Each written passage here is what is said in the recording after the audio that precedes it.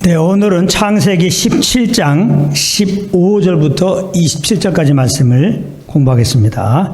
오늘 본문은 하나님께서 아브라함에게 사라의 이름을 사라라고 부르게 하시고 그가 열국의 어미가 될 것이라 이렇게 말씀을 하십니다. 그러자 아브라함은 웃으면서 사라가 90세가 되었는데 어찌 아이를 낳을 수 있을까 생각하면서 이스마엘이나 하나님 앞에서 잘 살았으면 좋겠다고 그렇게 얘기를 합니다. 그러자 하나님은 이스마엘도 큰 민족을 이루게 될 것이라고 말씀하시고는 1년 뒤에 사라가 아들을 낳을 것이라고 말씀하십니다. 하나님이 이 말씀하시고 떠나가시자 바로 그날 아브라함과 이스마엘과 집안의 모든 남자가 다 할례를 받았다고 하는 그런 내용입니다. 그럼 오늘 본문을 하나하나 살펴보도록 하겠습니다. 15절, 16절을 보면은 하나님께서 아브라함에게 말씀하시는데요. 이런 말씀하십니다. 그의 아내 사라의 이름을 사라라고 그렇게 부르라고 말씀하십니다. 그리고 그 사라에게 아들을 낳아주게 할 것이다. 그리고 그가 열국의 어미가 되게 할 것이다. 이런 말씀을 주십니다. 그럼 왜 하나님께서는 사라의 이름을 바꾸어 주셨을까요? 하나님께서는 그 약속하신 대로 반드시 아브라함에게 그 자손을 주실 것이라는 보증으로 창세기 17장 5절에서 보면 그 아브라함의 이름을 아브라함으로 바꿔주셨습니다. 그리고 그 언약의 표징으로 할례 언약도 맺어주셨던 것인데요. 그러면 이제 그 언약 하신 대로 하나님이 그 언약을 이루실 거라는 믿음과 기대를 가져야 되는데 아브라함과 사라를 보니 그렇지 못했던 것입니다. 그래서 하나님은 아브라함의 이름만이 아니라 사라의 이름도 사라라고 부르게 하시며 그에게 아들을 낳게 해주시고 열국의 어미가 되게 할 것이라고 재차 말씀해 주신 것입니다. 하나님은 이렇게 믿음 없는 아브라함을 정죄하지 아니하시고 그 연약함을 100번 이해하시면서 아브라함이 하나님을 믿는 믿음에 서도록 말씀하시고 또 말씀하시고 또 말씀하신 것입니다. 정말 하나님은 좋으시고 자상하신 하나님이십니다. 하나님은 동일한 방법으로 우리들을 인도하고 계시는 거예요. 하나님은 갑자기 그 일을 행하시지 않습니다. 먼저 우리에게 말씀을 주시고 그 말씀 우리가 받아들일 때 그 믿음 따라 하나님이 하신 말씀을 나타내시는 것입니다. 아모스 3장 7절에 보면 이런 말씀이 있습니다. 아모스 3장 7절입니다. 주 여호와께서는 자기의 비밀을 그 종 선지자들에게 보이지 아니하시고는 결코 행하심이 없으시리라 이렇게 말씀하고 있습니다. 하나님은 우리가 그 주신 말씀을 잊지 않도록 그 주신 말씀에 과하도록 믿는 우리들 안에 성령으로 임하셔서 시시로 말씀하고 계시는 것입니다. 요한복음 14장 26절입니다.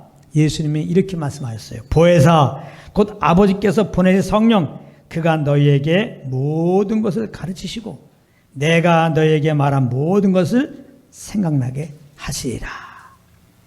하나님은 그 아들을 다시 보내주신다고 우리에게 약속해 주셨고 장차 새하늘과 새 땅에서 우리와 영원히 함께 하시겠다고 약속해 주셨습니다. 이것이 우리의 소망인데요. 우리가 이 소망 중에 살게 하기 위해서 하나님은 성령님을 믿는 우리들 안에 보내주신 것이고 우리 안에 성령님은 계시면서 이 소망을 계속해서 말씀하고 계시는 것입니다. 그러므로 우리는 항상 성령과 교통 가운데 있어야 돼요. 그 음성을 듣는 자리에 있어야 되는 겁니다. 이것이 부활의 소망과 천국의 소망 가운데 사는 유일한 길이 되는 것입니다. 17절에 보면 하나님께서 사라에게 아들을 낳게 해주시고 열국의 어미가 되게 하실 것이라는 이 말씀을 듣고는 아브라함이 엎드려 웃었다고 그렇게 말씀하고 있습니다. 그리고는 아브라함이 마음에 이런 생각을 가졌다는 거예요. 100세 된 사람이 어찌 자식을 낳을까? 사라는 90세니 어찌 생산하리요? 이렇게 마음에 생각했다는 겁니다. 이거 조금 실감나게 요즘의 언어로 표현하면 이거죠. 아니, 100살 먹은 사람이 어떻게 자식을 낳는다는 말이지? 사라는 90살인데 아니 그렇게 늙어가지고 어떻게 자식을 낳는단 말이야. 이런 생각을 아브라함이 했다는 겁니다. 그래서 사라가 자식을 낳고 열국의 어미가 된다고 하니까 아브라함이 엎드리면서 웃었다는 거예요. 그러니까 아브라함이 엎드리면서 웃은 이 웃음은 하나님이 말씀하신 것이 자기 경험과 지식으로 볼 때는 너무나 말이 안 되는 것이었기 때문에 하나님 말씀을 농담같이 여기며 웃은 웃음이었던 것입니다. 이것은 아직도 아브라함이 하나님의 전능성을 믿지 못하고 있음을 나타내는 반지인 것인데요. 그러므로 아브라함은 그 하나님의 말씀이 이루어질 것에 대한 기대감은 1도 없이 오히려 18절에서 하나님께 이렇게 말합니다. 이스마엘이나 하나님 앞에 살기를 원하나이다. 이 말의 의미가 무엇입니까? 하나님, 되지도 않는 말 하지 마시고요. 여기 13살 된 내 아들 이스마엘이 있거든요. 이 이스마엘이나 복을 주셔서 번성케 해주세요. 이렇게 말했다는 겁니다. 그랬더니 하나님께서는 19절에서 이렇게 대답하십니다. 내 아내 사라가 정녕 내게 아들을 낳으리니 너는 그 이름을 이삭이라 하라. 내가 그와 내 언약을 세우리니 그의 후손에게 영원한 언약이 되리라. 이렇게 하나님이 언약을 이루어주신다고 말씀하는데도 불구하고 그 말씀을 받아들이지 않고 자기 나름대로 해석을 해가지고 더군다나 믿음 없는 행위, 사라의 여종 하갈 취해가지고 낳은 그 자식을 복주를 하니 참 어떤 면에서는 괘씸도 하고 답답도 하고 그래서 우리 같았으면은 혼낼 텐데 하나님은 그 아브라함의 얘기에 대해서 이런 방구 안 하시고 오히려 더 자세하게 그 언약하신 것을 분명히 이루어질 것이라고 말씀하시면서 아주 구체적으로 이제는 그 낳을 자식의 이름 이삭이라고 이렇게 자식 이름까지 알려주셨습니다. 우리는 이쯤 되면은 아브라함의 연약함을 이해하시고 그 모습 그대로 받아주시며 믿음의 길로 인도하시는 하나님보다는 이제 아브라함에게 시선이 가게 됩니다. 너무 답답해서 아브라함을 바라보게 됩니다. 그러면서 이런 생각을 갖습니다. 아니, 하나님이 그렇게 많이 말씀해 주셨는데 그걸 깨닫지 못하고 또 인간적인 생각을 하고 있네. 또 인간적으로 대답하고 있네. 좀 하나님이 그렇게 많이 말씀하셨으면 이제는 정신 좀 차리고 그냥 순전하게 아멘하고 좀 따라가지. 아이고, 이런 생각을 우리는 좀 가지게 됩니다. 그런데 이러한 생각 속에는 무엇이 들어있느냐? 만약 내가 아브라함과 같은 상황에 처하면 나는 아브라함과 달리 하나님의 말씀을 그대로 믿고 하나님을 신뢰하며 살았을 것이라는 그런 생각이 밑바탕에 깔려있는 것입니다. 이것이 교만입니다. 이것을 보고 자기 분수를 모른다고 하는 거예요. 아담의 범죄 이후에 하나님을 떠나 모든 사람은 공히 하나님의 말씀을 깨닫지도 못하고 그러므로 당연히 그 말씀에 순종할 수가 없는 것입니다. 우리 모두도 예외가 아닌 것입니다. 그러므로 우리가 혹 하나님의 말씀을 깨닫고 주 예수를 알고 믿었다면 이것이 하나님의 은혜였음을 알아야 되는 것입니다.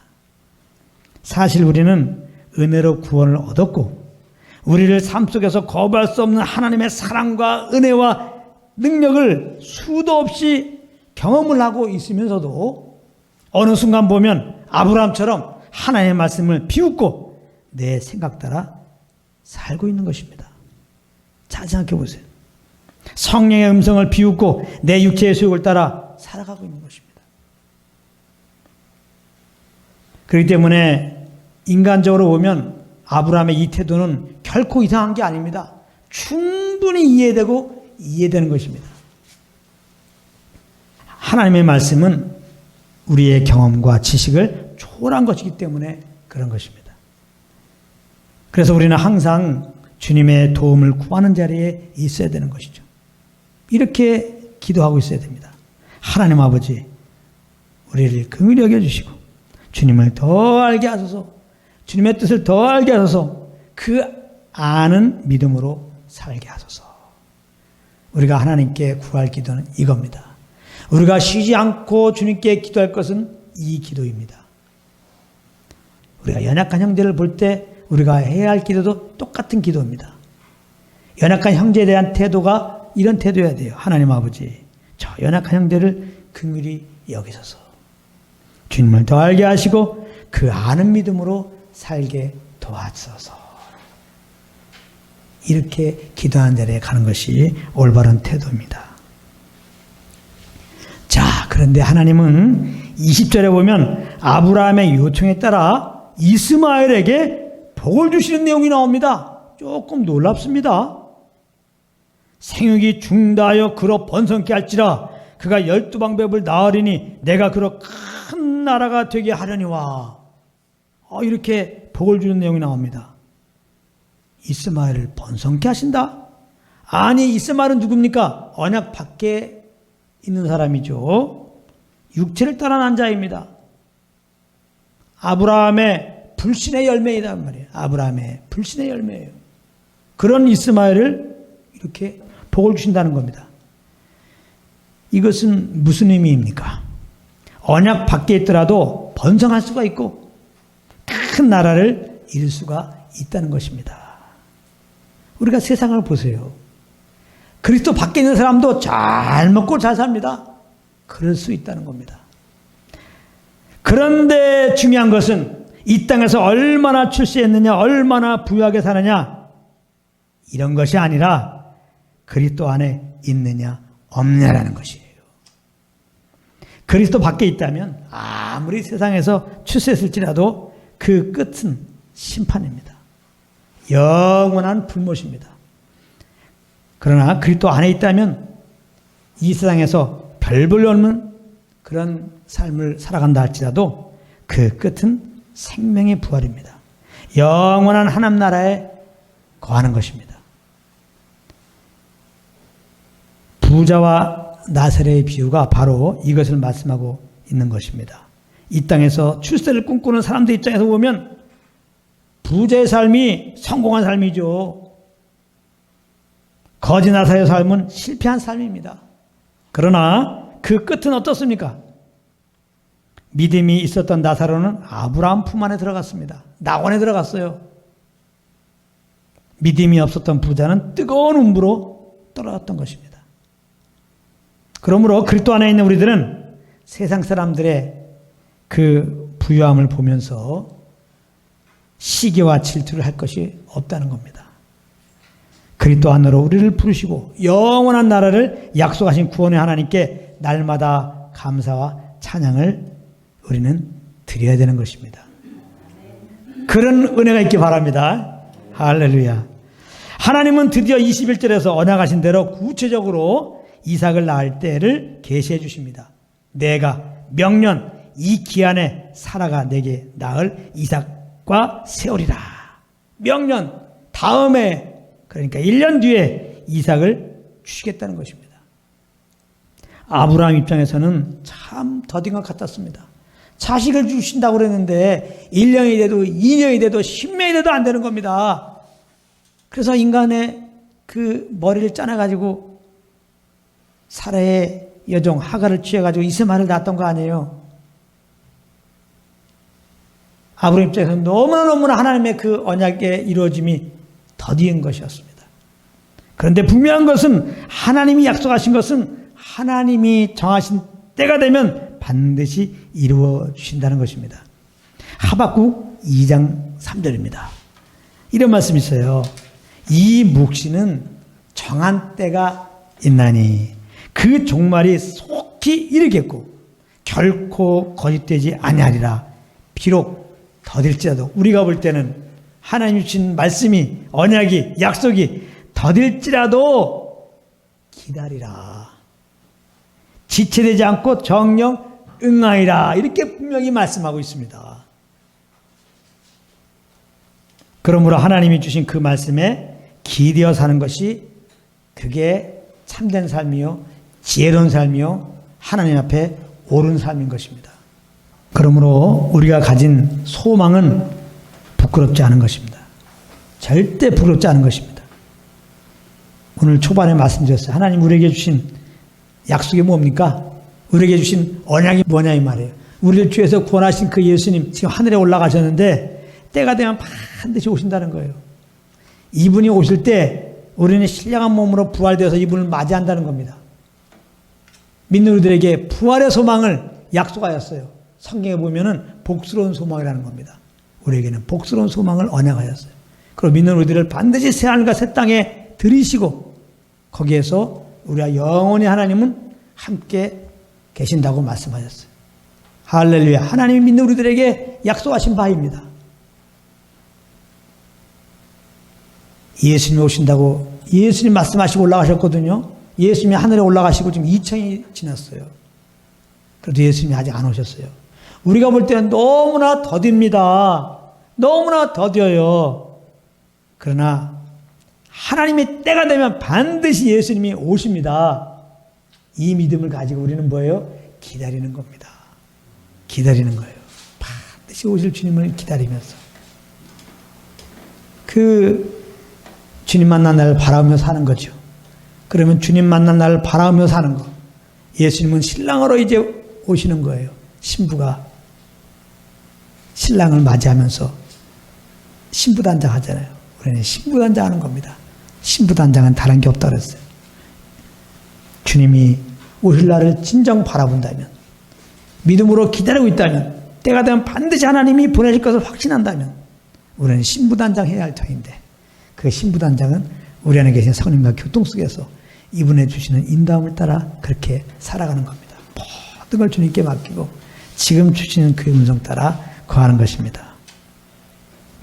그래서 우리에게 주신 소망은 절대 부끄럽지 않는 겁니다. 반드시 이루어지기 때문입니다. 로마서 5장 5절에 이런 말씀이 있어요. 소망이 부끄럽게 아니함은. 소망이 부끄럽게 아니함은. 이 말은 뭐냐면 여기 부끄럽게 아니한다는 의미는 기대에 어긋나지 아니하게 한다는 거예요. 기대에 어긋나지 않는다는 거예요. 하나님이 우리에게 주신 소망은 절대 기대에 어긋나지 않는다는 거예요. 반드시 하나님이 말씀하시고 그 말씀으로 말미암아 우리에게 주신 소망은 하나님의 때에 반드시 이루어지기 때문에 우리 편에서는 절대로 기대에 어긋나지 않게 되는 겁니다. 우리가 나름대로 이 세상의 소망과 비전을 갖고 살죠. 이거는 우리 기대 따라 안 되죠. 어떤 분은 그래요. 내가 가진 꿈과 비전이 이루어졌는데요. 꿈이 이루어졌는데요. No. 그래 돈 많이 벌고자 하는 꿈이 이루어졌습니까? 큰 집에 가고자 하는 꿈이 이루어졌습니까? 자식 서울대학교 보내고자 하는 꿈이 이루어졌습니까? 진정한 꿈은 뭡니까? 그렇게 이루어지면 내가 평안하기 원했던 거 아니에요.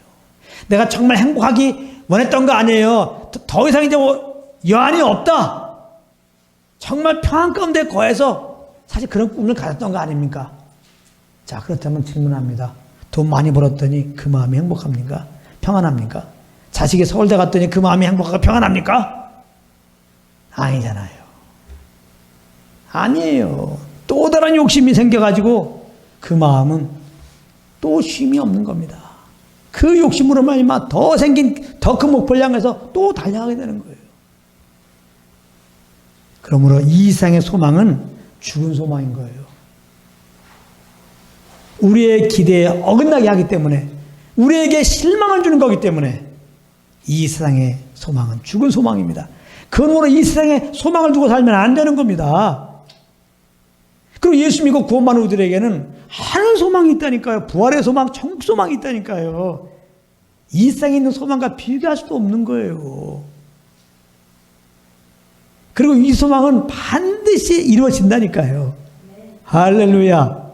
예. 그냥 이 소망을 하나님이 반드시 이룰 것을 믿고 이 소망을 이루실 주님을 기대하면서 그러므로 모든 걸 맡기고 그 주님과 동행하는 삶을 사는 것이 이게 참 지혜로운 삶이라는 겁니다.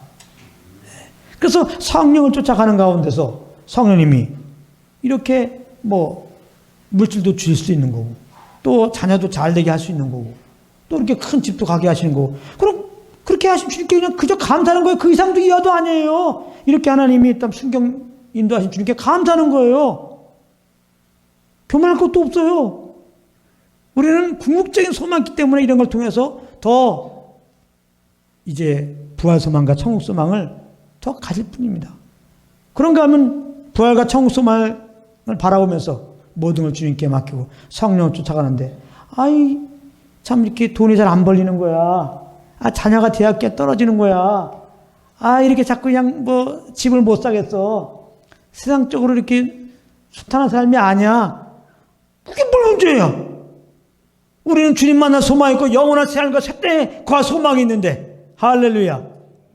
그리고 나는 성령을 쫓아했기 때문에 장차갈 하나님 나라의 그 영광을 내 심령에서 지금 누리고 있는데 천국을 누리고 있는데 이렇게 지금 상황이 어려운 것은 어떤 하나님의 뜻이 있겠지. 할렐루야. 이걸 통해서 뭔가 하나님이 행하실 어떤 일이 있으니까 이런 일이 이루어지게 하셨겠지. 나는 아직 모르지만은 이런 상황 속에서 주님이 하실 일을 행하십시오. 그냥 그런 태도를 가지고 계속해서 우리는 주님 따라가는 거예요. 할렐루야. 사도 바울이 이거를 깨달은 거예요. 내가 부유해도 내가 가난해도 일체의 비결을 깨달았다.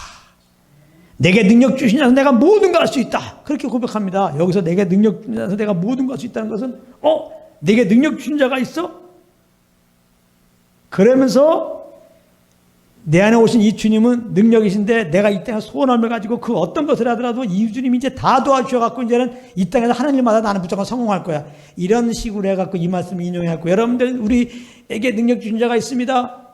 모든 걸 할 수 있습니다. 여러분들 두려워하지 마십시오. 우리에게 능력 주신 자가 다 이렇게 하십니다. 이렇게 설교할 수도 있는데요. 이건 맞는 게 아닙니다. 그 말씀이 아니에요.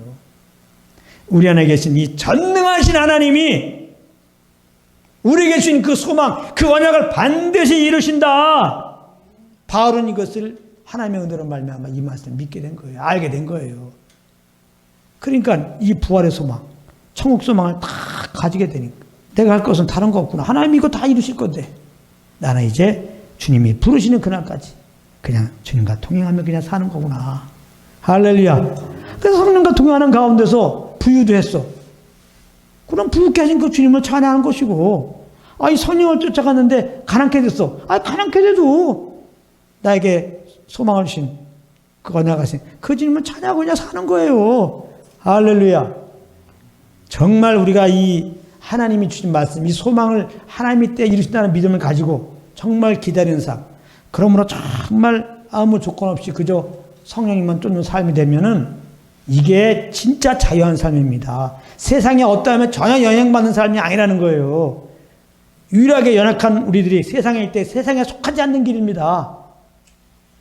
죄에 거하지 않는 길이고요. 세상에 쏙 빠지지 않는 길입니다. 우리가 온전히 성령을 쫓으려면 성령께서 우리에게 계속해서 주시는 그 말씀에 귀를 기울여야 됩니다. 성령님은 예수 믿는 우리들에게 부활의 소망을 약속하였다. 하나님이 새하늘과 새 땅을 약속하였다. 우리에게 말씀하세요. 그래서 우리의 눈을 들어서 이 땅에 없어질 것들을 바라보면서 아웅당하고 거기에 생각이 막혀갖고 이 생각 저 생각하고 복잡하게 살지 말고 눈을 들으라. 이제는 다시 오실 예수님을 바라봐라. 우리가 영원히 갈 하나님 나라를 바라봐라.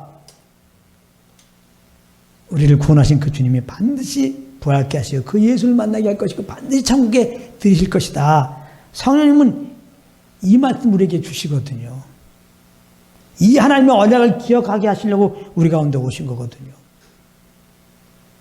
그래서 이 성령과 이렇게 교통 가운데 있으면은 모든 걸 맡기고 성령의 이끌림 따라 살게 되면은 우리가 이 땅에서 순경이 되든지 역경이 되든지 거기에 일희일비 않게 된다는 거예요. 유일하게. 잘 되야만 잘된 대로 주님께 감사하고 못되면 못된 대로 하박국 선지자처럼 난 여호와를 기뻐하리 나를 이미 구원하셨고 영원한 천국에 들이실 하나님을 감사한다 이 말이에요. 그러니까 여러분들이 항상 찬양하려면 찬양의 제목을 딱 하나로 정해요. 그러니까 쓸데없이 그냥 맨날 병에서 고쳐주신 주님만 찬양하니까 다시 병 생기면 눌리는 거 아닙니까? 그렇죠? 평소에는 찬양 안 해. 근데 어떨 때 보니까 막 찬양을 막 해. 왜 그랬더니 사업이 잘 됐어. 사업이 잘 되신 주님 감사합니다고 찬양하니까 사업이 조금만 되면 또 눌리는 거 아닙니까? 성경에서 우리가 찬양의 근거는 딱 하나예요. 이래서 찬양하라는 겁니다. 뭐 때문에? 나를 죄에서 구원하셨기 때문에. 할렐루야. 예수님이 나를 죄에서 구원한 참 어린 양 되시기 때문에 어린 양 되신 그 주님을 찬양하라는 거예요. 그 어린 양 되신 예수님을 말미암아 죄에서 구원받았기 때문에 그 주님을 찬양하라는 겁니다. 이 찬양이 왜 귀한 겁니까? 천국 가면 천국 가서 할 일이 뭐라고요? 우리를 구원하신 주님이 천국에 계시거든요. 그 주님 보면 찬양할 수밖에 없어. 그럼 뭐라고 찬양해요? 나를 죄에서 구원한 주님 감사합니다. 죄에서 구원하지 않았다면 천국 갈 수 없거든요. 이 말은 뭡니까? 이 땅에서 나를 죄에서 구원한 주님을 찬양한다는 것은 뭐예요? 천국을 우리가 경험하는 그 순간이란 말이에요. 우리가 이 땅에 주님을 막 찬양해 보세요. 그래 여러분들 여러 가지 또 우리가 육신 입고 있다 보니까 체감적으로 여러분들이 어려움이 와가지고 여러분이 감정적으로 눌릴 수가 있어요. 마음이 막 복잡할 수 있어요. 정말 힘들 수가 있습니다. 그거 어떻게 타개합니까? 오늘 말씀을 기억하세요. 주님을 찬양해서 나는 그래도 구원받았다. 할렐루야. 하박국 선지자 그렇게 했다니까요. 논밭에 소출이 없고 외양간에 송아지 없고 무화과 나무 열매도 없고 요즘으로 말하면 쫄딱 망한 거예요. 난 여호와로 인하여 즐거워하며 구원의 하나님을 기뻐하로다. 이렇게 우리가 눌리고 어렵고 힘들어도 구원받았잖아요. 영원히 구원받았잖아요. 부활의 소망 있고 천국의 소망 있잖아요. 이런 놀라운 약속과 그 소망을 주신 하나님 때가 되면 반드시 이룰 주님을 믿는 믿음 안에서 나를 구원한 주님 감사합니다. 한번 찬양해 보세요. 눌려있을 시간 있으면은 염려할 시간 있으면은 이 시간에 입을 열어서 감사합니다. 나를 죄에서 구원하신 감사합니다. 나를 구원하신 주님 감사합니다. 예수님 감사합니다. 그냥 예수 이름 말하세요. 예수 이름이 죄에서 구원했다는 그 이름입니다. 예수 이름, 구원의 이름, 예수님 말하세요. 그것도 힘들면 너무 힘들면 예수 한 말, 예수 한 말, 예수님의 능력이 있습니다. 하나님 나라를 맛보게 하는 능력이 있어요. 안 믿는 사람들 예수님 이름 구원을 주시고 예수 믿는 자들이 구원을 외치면은 장착을 하나님 나라를 경험하게 돼 있어요. 할렐루야. 제가 수년 전에 기가 막힌 간증을 하나 들었어요. 정말 동남아시아 어떤 나라에 정말 예수 믿는 자들은 거의 없고 다 이렇게 이제 우상 숭배하는 나라에 있었던 일인데 거기에 우상을 열심히 섬겼던 어떤 사람이 온몸에 악창이 나는 그런 병이 걸렸다는 거예요. 그 냄새가 나가지고 이제 헛간에, 우리나라로 말하면 그 헛간에 그를 둔 겁니다. 사람들이 포기했어요. 치료도 이거 못 사는 나라고 또 치료도 안 돼요. 이 사람은 나름대로 섬기는 신에게 열심히 구한 겁니다. 종교마다 또 아플 때 치료받는 어떤 의식이 있을 거 아니에요. 여러 가지도 안 되는 겁니다. 그러니까 죽을 날만 기다리는 거 헛간에서. 몸은 다 뭉그러지고. 근데 이제 어떤 선교사가 그 지역에 있었는데 그 사람 얘기를 들은 거예요. 그래서 예수님을 전해주려고 헛간의 문을 여는 순간에 너무나 냄새가 나가지고 문을 닫으면서 뭐라고 그랬냐? 예수 그랬단 말이에요. 진짜. 죄송합니다. 순간적으로 그 사람이 영화권에 있는 선교사라는 생각에 지저스 그랬겠지. 예수 그랬겠어? 예수. 그 이름을 얘기하면서 그냥 문을 닫은 거예요. 근데 이제 이 악창으로 말면 죽을 날을 기다리고 있던 소망이 없는 그 사람 갑자기 누가 외국 선교사가 알지 못한 사람이 와갖고 예수하고 문을 닫았단 말이에요. 예수. 예수? 예수? 그래서 계속 그 예수를 말한 거예요. 이 사람이 앉아갖고 그냥 예수, 예수, 예수. 계속 예수를 말하는데 점점 이제 이 몸이 회복되는 겁니다. 완벽하게 치료된 거예요. 할렐루야. 이분이 그 이름으로 구원받았어. 영혼도 구원받고 몸도 구원받고. 그 사람의 아들인가가 와서 간증한 걸 제가 들은 거예요. 이렇다니까요. 예수님의 능력이 있어요. 할렐루야. 네. 제가 이제 미국에 한 3개월 있었잖아요. 거기 이제 펜사콜라 브란슬 교회에 있었는데, 이제 지금 돌아가셨지만, 거기 전도자가 스티브 목사님이에요. 1960년대, 70년대 미국에 그냥 현재 우리나라처럼 그 젊은이들이 마약에 다 찌들었잖아요. 다 문신하고. 우리나라는 미국에 30년 뒤따라가요. 문화가. 이 타락한 문화도.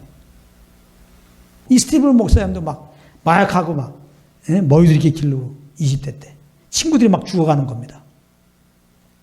이 사람도 막 마약으로 막 이제 막 죽게 되는 그런 상황 속에서 많은 믿는 자들에게 복음도 듣고 그런 거죠. 근데 어느 날 방 안에서 이제 예수가 생각난 거예요. 예수가 자기 영혼은 여기서 탈출하고 싶은데 이 마약에 매어가지고 탈출 못하는 자기를 바라보면서 예수를 부른 거예요. 예수 방 안에서 예수, 예수, 예수 안 불렀던 거야. 예수, 지저스. 이 사람 진짜 그러더라고. 지저스, 지저스. 이 전도자라 아주 감정이 지저스, 지저스 이러는 거예요.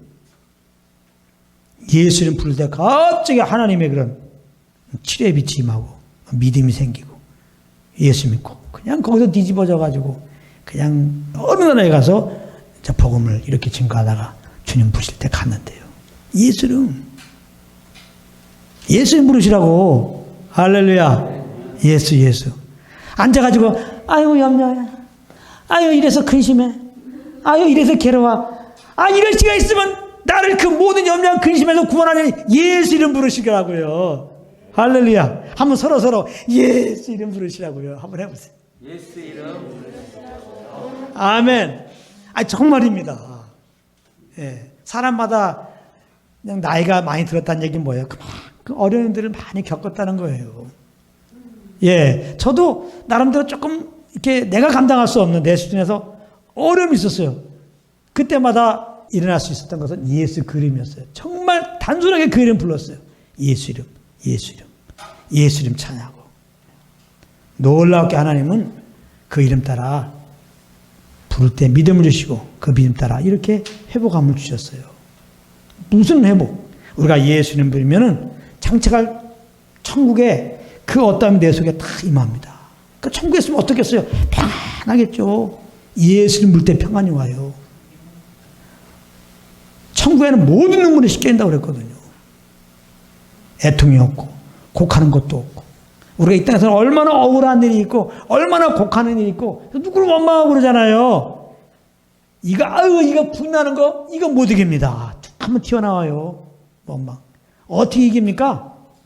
천국 가면은 애통하는 것이 없다는 거예요. 곡하는 것이 없다는 거예요. 할렐루야. 그런데 우리가 예수를 부를 때 이렇게 곡할 게 없고 원망할 게 없고 왜? 너무나 평안해서 주님의 평안이 내 안에 부어진다는 겁니다. 할렐루야. 그냥 예수님 부르셔야 돼요. 예수님 불러야 돼요. 예수님 부르시길 바랍니다. 예수님 부르는 겁니다. 그런 찬양 있죠. 예수 이름 부르세요. 근데 어떻게 하지? 찬송을 부르세요. 어떤 찬송? 나를 구원하신 예수 이름 부르는 거예요. 그래서 어떻게 보면은 요즘 찬양도 귀한 거 많지만 초창기의 찬양이 진짜 은혜스러운 게 많아요. 그게 너무 심플이야. 예수 이름으로 승리를 얻겠네. 예수 이름 찬양, 예수 가장 귀한 그 이름. 오늘도 우리가 그런 찬양 불렀어요. 예수 이름 높이세. 할렐루야.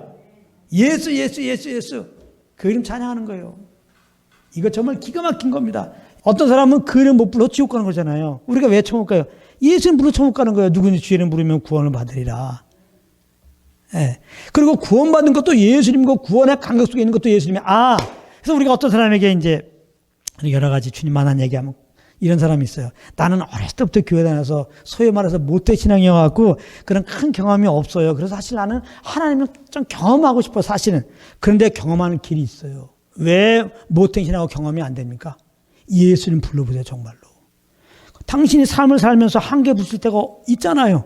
그때 나를 구원하신 예수님 불러보세요. 예수님 불러보라고. 자꾸 그 문제 해결하려고 이 사람 저 사람 이모인 저모인 찾아가지 말고 거기서 예수님 불러보라고. 진짜로. 정말로 진짜 예수님만이 나를 구원하신 이름이다.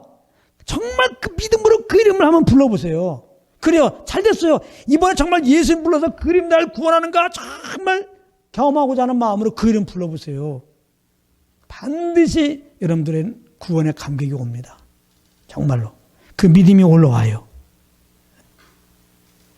주님을 경험한다는 게 오감으로 이렇게 오는 게 아니에요. 확신이 믿음으로 오는 겁니다.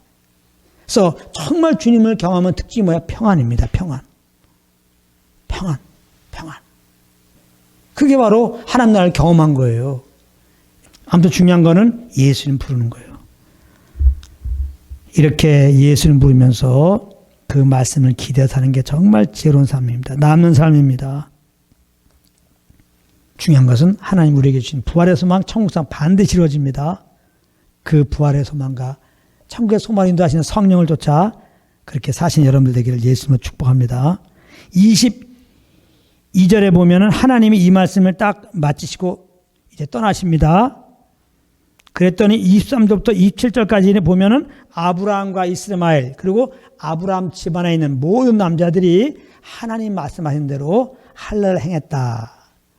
라고 하는 말씀으로 이제 오늘 본문이 마치게 되는 겁니다. 모쪼록 늘 성령과 교통 속에서 부활의 소망과 천국의 소망 가운데 항상 구원의 예수님에 대하여 감사하고 그 이름을 찬양하면서 천국을 누리면서 그 천국의 복음을 증거하면서 그렇게 주님 부를 때까지 사는 여러분들 되기를 예수님으로 축복합니다.